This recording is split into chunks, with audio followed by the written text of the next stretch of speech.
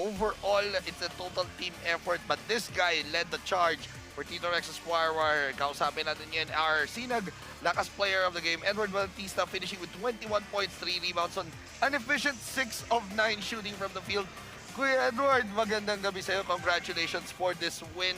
Kuya Edward, you have been playing dominantly all this tournament long, 5-0 still undefeated. But again, what's the secret of this squad na even though doon sa Lakas 40, ganito rin kayo eh. You are a very strong squad. Ano yung sikreto nitong koponan na to? Why have you been playing so well here in this tournament? Siguro sa ano namin, yung practice na ginagawa, lagi namin sinusunod yung mga tinuturo sa amin ng mga coaching staff namin. Tsaka matagal na rin kasi kami yung mga magkakasama, kaya talagang yung camaraderie rin namin nandun na. Coach Ernest? Ayun, Kuya Edward, congratulations po. Very nice game. Thank you.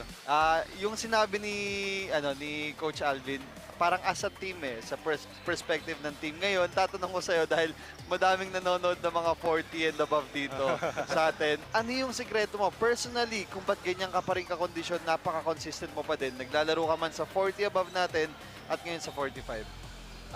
Siguro ano lang kasi yung sa practices namin, madalas naglalaro. Huwag lang talagang titigil na maglaro. Continuous lang para maging physically fit. Yun lang naman ang sikreto doon. And right now, Kuya Edward, ang ganda na naging performance mo.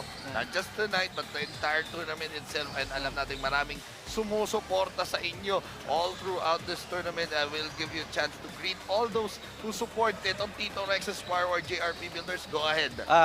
Siyempre una kay Lord, bigay ng lakas ng katawan palagi. Sa wife ko na laging nakasupport.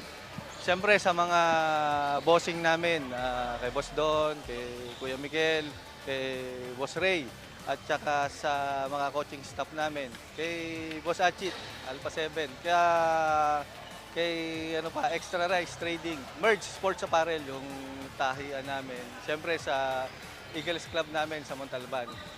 At saka sa mga anak ko, yun lang. Ay, kay Boss Achit pala. Makalimutan ko. Okay. Siyempre, hindi pwedeng makakalimutan yung mga dapat batiin. Once again, our Sinag Lakas player of the game, Edward Bautista, doing a good job here in this ball game.